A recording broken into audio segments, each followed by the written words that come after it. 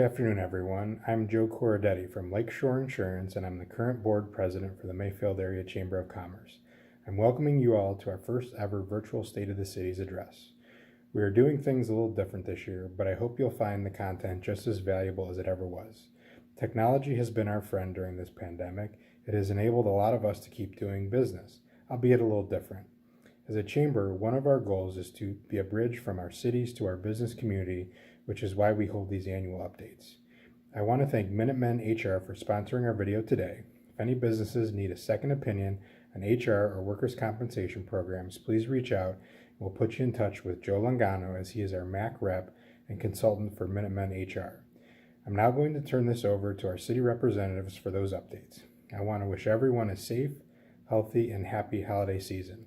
I also want to thank our current board for all the time they put in to making our chamber run smoothly. Thanks, everybody, and have a great day.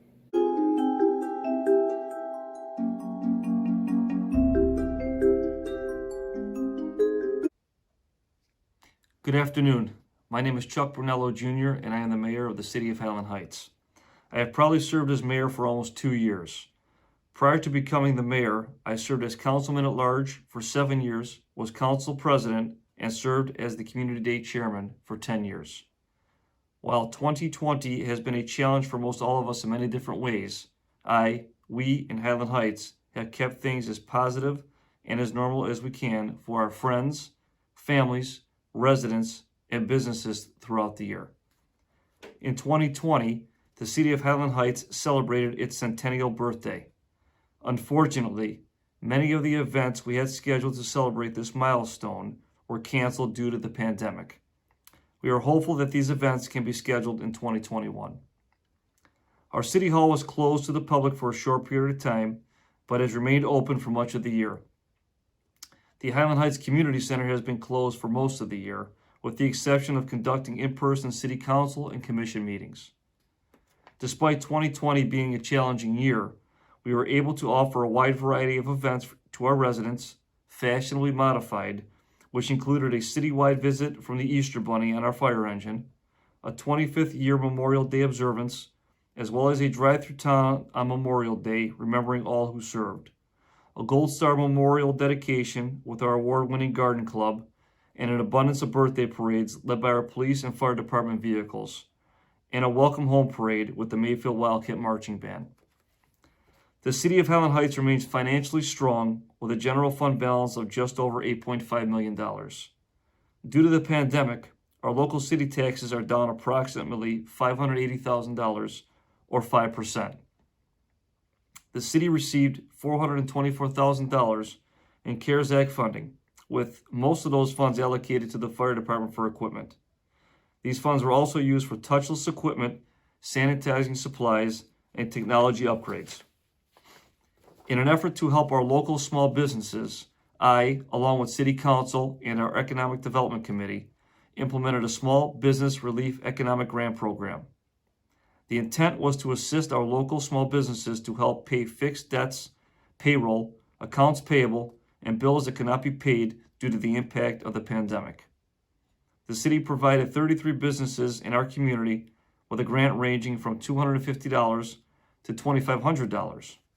In total, $66,500 was distributed. Our commercial businesses remain strong. Progressive Insurance continues to expand within our city with the purchase of an additional building on Alpha Drive. Completion of the renovation is expected in the summer of 2021. In addition, Norman Noble is also expanding with the purchase of a third building on Avion Park Drive. Despite the current state of businesses during this pandemic, the city of Highland Heights remains an optimal location for new businesses. I am pleased to welcome Metropolitan Veterinary Hospital to the city of Highland Heights. Metropolitan Veterinary Hospital, which has their main location in Copley, near Akron, will be completely renovating and moving into the former Lancer Insurance Building on Alpha Drive. They are due to open in the spring of 2021. The city of Highland Heights entered into a CRA agreement with Metropolitan Veterinary Hospital, which will be bringing in over 70 employees by 2025. I am also excited to announce that Lake Business Products will be moving their headquarters to Highland Heights early in January 2021. the city entered into a grant agreement with Lake Business Products, which will be located on Minor Road in the former Alloy Bellows building. Lake Business Products will be bringing 70-plus employees to our community, and we welcome them to our great city. The city of Highland Heights welcomes several new retail businesses to our community this year. Poke Fresh restaurant opened in the former Qdoba location on Wilson Mills next to Panera. Fitness Together and Beyond Juicery and Eatery opened next to Chipotle on Wilson Mills. La Fiesta Mexican restaurant will be opening in the former Pizza Fire location in the shops at Alpha sometime early 2021. The outbuilding on Wilson Mills was also completed and is home to Dunkin' and Panini's Bar and Grill. In what has been a challenging year for our local restaurants in a COVID kind of year, variances were given, where possible, to our local eateries to enable them to provide for outdoor dining. The construction of new homes on North Legend Court in the Aberdeen community was completed this year. This area is comprised of 14 lots off of Minor Road near the border of Lake County. The Mapline Development is the last residential development in Highland Heights with approximately 12 lots waiting to be built on. For the second year, the city has responded to our residents' overwhelming concerns regarding the deer population. In 2019, the city of Highland Heights created a deer management program in conjunction with the United States Department of Agriculture and the Ohio Department of Natural Resources Division of Wildlife. A deer management plan was devised, and we will be moving forward with this long-term commitment later this year and in early 2021.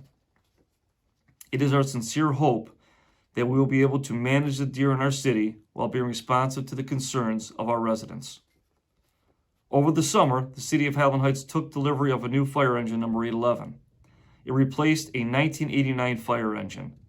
This new engine was designed to meet the current needs of the department as well as anticipating the future needs and should be with us for 20 to 25 years. Unfortunately, due to COVID-19, much of the event programming for our senior citizens was canceled. In recognition of the city's Centennial birthday, the Highland Heights Seniors sponsored a Centennial trivia contest for our senior residents. 4 winners were selected and received their prizes in a random drawing based on most questions answered correctly. We were still able to successfully hold our annual holiday takeout meal program for senior residents within the Hillcrest community. A Thanksgiving meal was available for pickup with curbside service at our community center, along with a holiday meal, which we will also distribute via curbside next Thursday. We look forward to continuing our good work with the Community Partnership on Aging and hope to resume some programming and events in 2021 when it is safe to do so. Our 2020 Community Day was canceled due to the pandemic. We have big plans to celebrate our Centennial birthday with our Community Day by bringing back our annual parade and having a large fireworks display. We look forward to celebrating this event in 2021. Despite being in the middle of this pandemic, I felt it was important to have some recreation programs available for our residents to enjoy safely. I made the decision to open our swimming pool to Highland Heights residents only, as well as to offer baseball and softball leagues while maintaining necessary proper social distancing protocols. I am proud to say we successfully and safely gave our kids the ability to play and have fun this past summer. We also successfully held 3 Music at the Gazebo events over the summer. While we are all trying to feel some sense of normalcy, this was a great way to be outside while enjoying some great live music from our local entertainers. The annual Children's Halloween party still took place, but in a modified version. The event was held outside in our city park and was well attended by about 400 people. This year's Halloween party was a candy maze. All of my staff and members of council dressed up in a costume as each family safely came to each of the 32 tables for candy treats.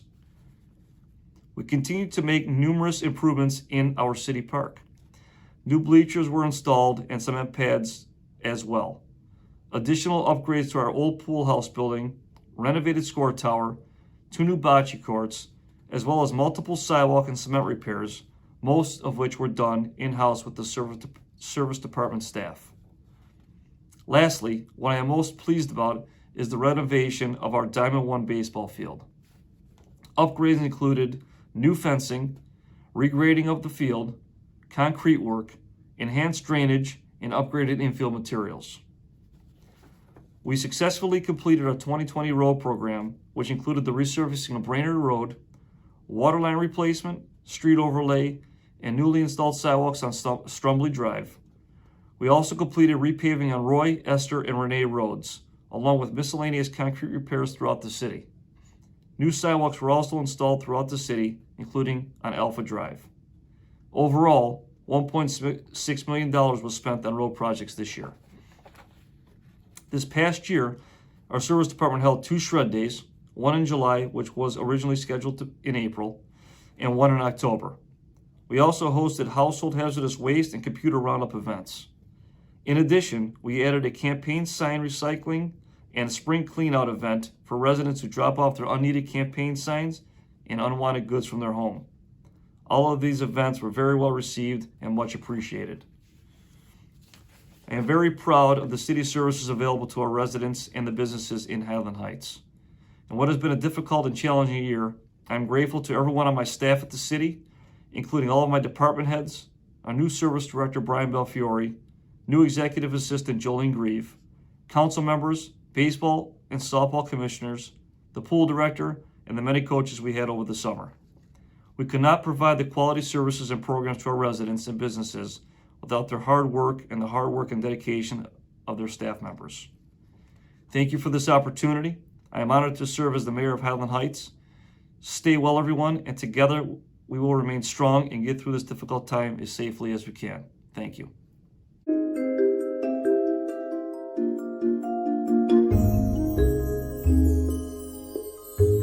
Good afternoon. I would like to thank the Chamber for inviting me to share all the good things that are happening in Mayfield Heights. Although this has been a challenging year for all of us, today I would like to highlight the many ways we are building a strong community. However, I do not work alone. I have a great team. The dedicated staff at City Hall and council members work diligently providing services for our residents. This past year, we made repairs to the city infrastructure, which was partially funded through grants. Road repair work was completed on Chelmsford and on sections of Mayfield Road and on Genesee. We began a sidewalk program which started in October on the northwest side of the city. We recently were awarded funding from the county for resurfacing of Gates Mills Boulevard from Cedar Road to Sound. And Dan Gerson, our city engineer, has done a remarkable job coordinating efforts and overseeing the road and sidewalk repair programs. With the passage of Issue 9, we welcome the opportunities for tremendous growth. The additional tax revenue will be used for road and sidewalk repairs, as well as a much anticipated new pool and park additions. Also, multi-use trails the residents will enjoy for years to come. Sean Ward, the Director of Parks and Recreation, and his staff work diligently conducting focus groups and providing surveys to residents to fully understand what upgrades and amenities are important to our residents. The Recreation Department gathered the results and are carefully drafting preliminary plans. The Recreation Department has applied for grants with the Northeast Ohio Area-Wide Coordinating Agency, the Sewer District, and the county to secure funds to build these multi-purpose trails, which will connect to neighboring cities and the metro parks. The trail project will complement the city's investment in the new pool and parks project.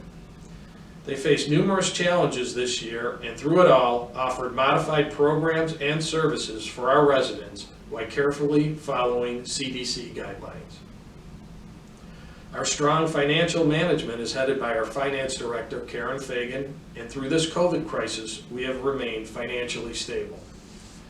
The city will be utilizing a portion of our CARES Act funding to establish a small business relief program. Businesses could receive up to $2,500 to assist them with payroll, rent, or mortgage payments, utilities, or PPE supplies. We have all been affected by the pandemic, and the pandemic has hit small businesses especially hard.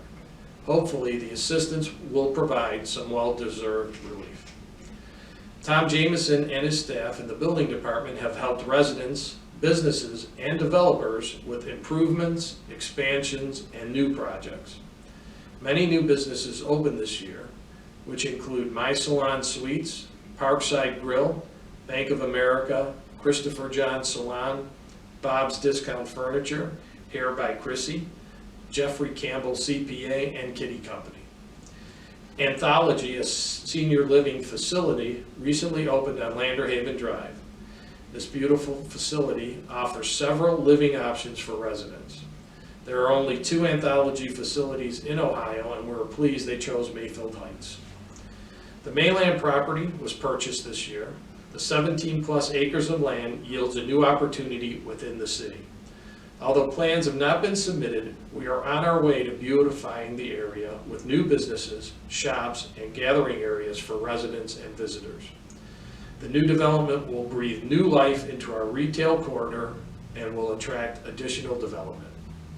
Our safety forces have been on the front line of this pandemic, and we should all be proud of their dedication and service. This year, the fire department call volume was slightly down from last year. However, calls increased a bit during April and May with the onset of the pandemic. Chief Elliott was in close contact with the County Board of Health Department and took every precaution to keep his department and our residents safe. This past year, we hired 2 new firefighters and 3 firefighters retired. Last year, we purchased a new fire truck, which replaced a 1989 fire truck. And this year, we purchased a new Lifeline Rescue Squad. Reliable equipment is vital for first responders serving our residents. Chief Bittner oversees 37 police officers. I am proud of the service our officers provide. The constant training provided to our officers allows them to serve our community well. The department is in the process of becoming CALIA certified, which is the gold standard of public safety. They have a constant presence in the Mayfield School District as resource officers. We added new technology to address crime by installing license plate readers in and around the city, and we recently purchased 15 new body cams for our officers. I'm pleased to announce we recently released the first edition of the Community Connection newsletter. The Community Connection is a monthly e-newsletter which will be sent out via email the first week of every month to our residents. We learned from the recent Parks, Pool, and Recreation Survey project this summer, residents are interested in receiving information promptly. This is an ideal way to reach thousands of our residents, keeping them informed of programs, city events, updates, and seasonal reminders. Residents can go to our website to sign up. We have received positive feedback from our residents on this newsletter. So I want to say thank you again to the Chamber for allowing me to brag about Mayfield Heights. I hope everyone remains safe and healthy, and you have my sincerest hopes for a healthy, happy, and blessed holiday season. Thank you.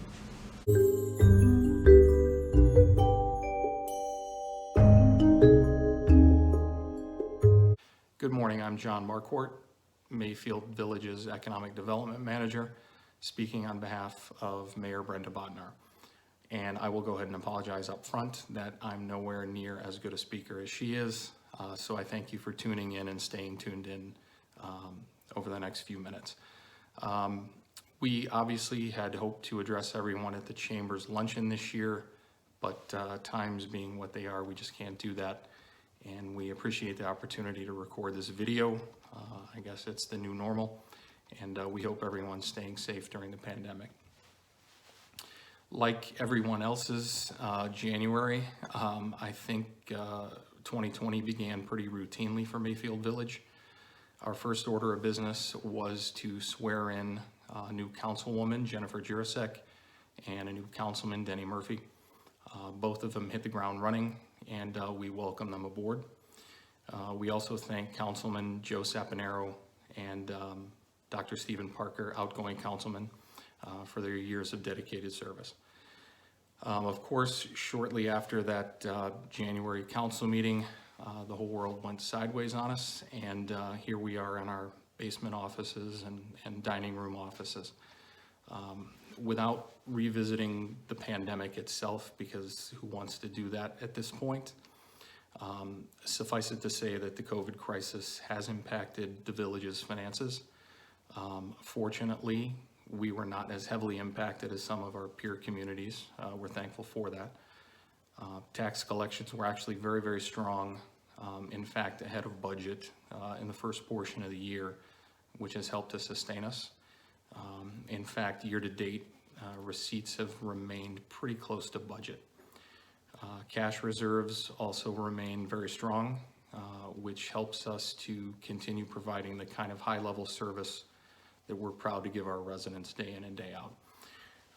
Looking ahead to 2021, all village departments have put together conservative budgets, as we simply can't forecast how long this situation is going to last. Hopefully not too long, but we need to plan for the worst. The good news is Mayfield Village is in excellent hands. We're very, very fortunate to have strong, capable leadership, both in the mayor's office as well as all council seats. All 7 council members are terrific, and we appreciate the work that they put in keeping things running here in the village. The other part of the equation is we have just a top-notch finance director, Ron Wynn, who's as good as they come. So I'm confident that once all the dust settles, Mayfield Village will kind of land back on our feet. From the beginning of the situation, Mayfield Village has taken the crisis very seriously. And we were in fact among the first here locally to unfortunately cancel some of the programming that our residents have come to love.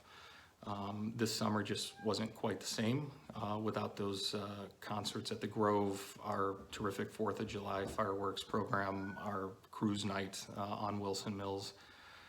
Those were all missing. I know I missed them, but I think the village did a good thing by erring on the side of caution, and we also did our best to continue some programming where we could.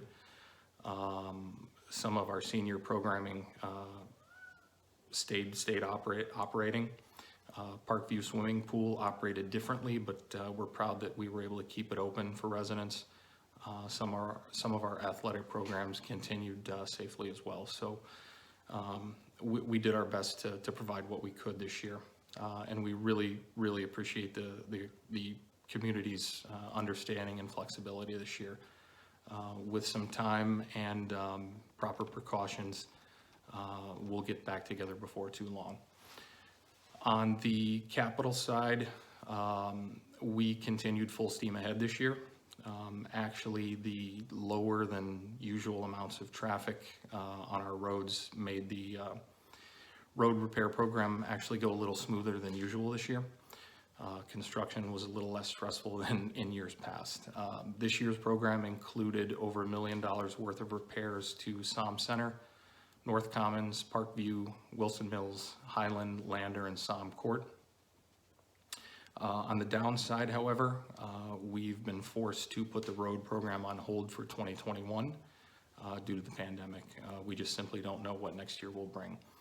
Our main commercial corridor, Beta Drive, was slated for repairs and upgrades next year, but our village engineer has inspected it and determined it's in good enough shape to be able to make it until things stabilize for us. So I promise we won't forget about all the folks on Beta. We will do our best to deliver a great street that works for all of our businesses just as soon as we can. This year, responding to some residents' requests, we're also proud to have completed some new sidewalks along Wilson Mills, which finally connect the easternmost part of the village, Echo Drive and Village Trail, to the center of town. And the minute they were open, they were being heavily used, we're proud to say. As you know, Mayfield Village really prides itself on our recreational facilities, our recreational programs. We think they're among the finest anywhere. And this year saw the completion of what is absolutely the coolest playground you'll ever see. Parkview Playground up near the swimming pool and soccer fields was sort of hitting the end of its useful life. And our Assistant Recreation Director, Danielle Echt, took that as a signal to really think bigger and better and not just replace some old equipment. So in August, we were joined by State Senator Matt Dolan and Congressman Dave Joyce's outreach officer, Katie Berger, in cutting the ribbon on what ended up being a roughly $900,000 state-of-the-art playground for kids and adults of all abilities. And that's the coolest part of the whole thing, is it's all inclusive. Kids 9 to 90 of all abilities can enjoy every part of the park. So not only did the recreation staff do an amazing job reimagining the space and managing the construction project, they were also able to secure grants to cover roughly 1/3 of the construction costs. So we ended up with the best playground around at a savings to the village, which is terrific. So once all this snow melts, we invite everybody in the chamber to come on over to Parkview and have a ball. It's really just a terrific addition to the village, and we're proud to have rolled that out. Another thing you may have noticed this fall, although they're not quite complete, they're still missing the juice to light them up. You've probably noticed two 13-foot tall pylon signs at both ends of our core commercial district at either end of Beta Drive. So one's at the corner of Somme and Beta, the other's at the corner of Wilson Mills and Beta. Really cool signs that help bolster our commercial image. And once CEI sort of wraps up taking care of all the storm damage, hats off to them as well, we'll have some power to these things, and they'll look terrific and really help set the table for a good commercial district for us, a good, strong commercial district. Along Highland Road this year, one of the largest investments in the village's recent history is well underway. After a zoning change was approved by the voters last year, the Montebello subdivision is coming together nicely. All of the grading, infrastructure, utilities, and roads were completed over the summer and fall.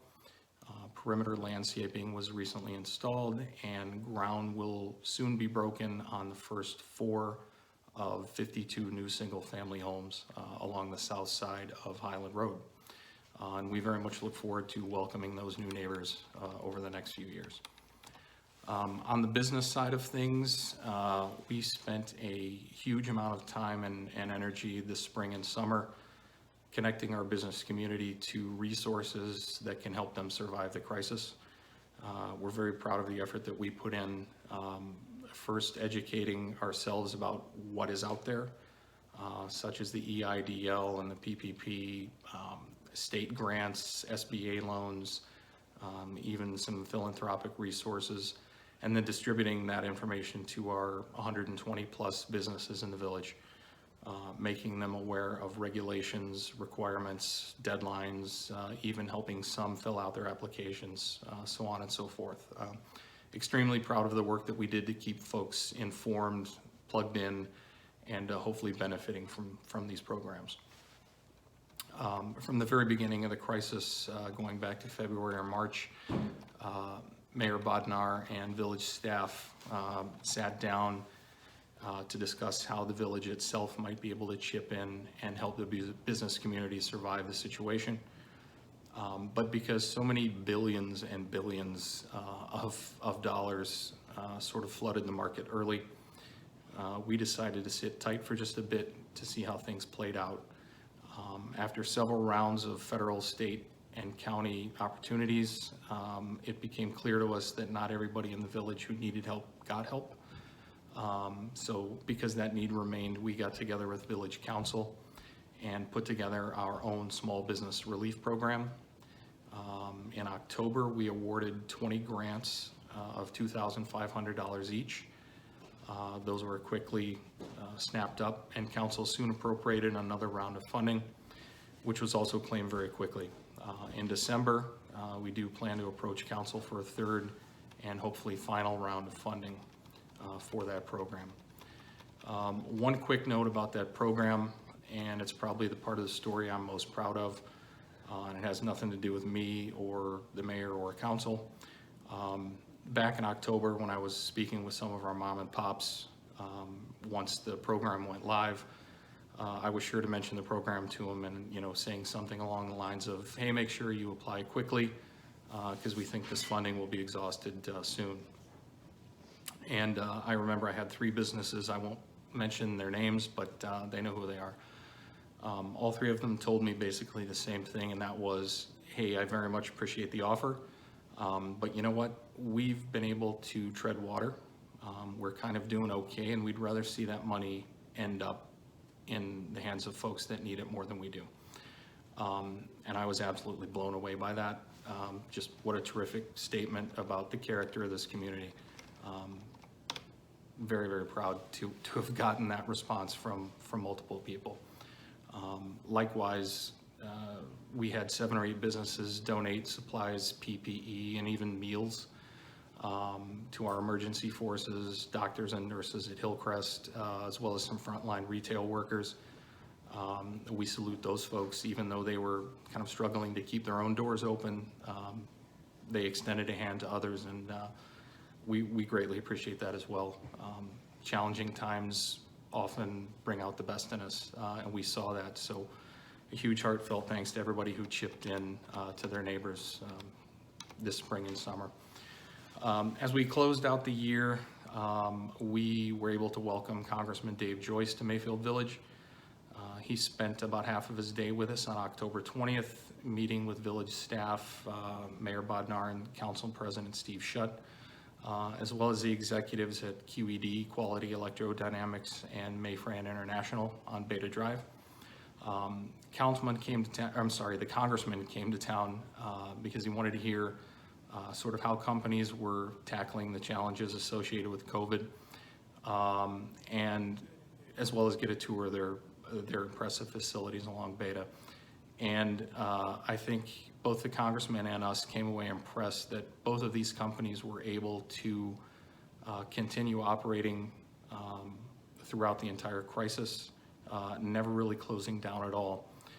Both of them were sort of on the forefront of developing programs and techniques to keep their staff as safe as possible while keeping productivity high. So our hats off to them, and we thank Congressman Joyce for coming out as well. We thank him for his continued partnership and advocacy on behalf of the village, as we do all of our county and staff, state and federal partners.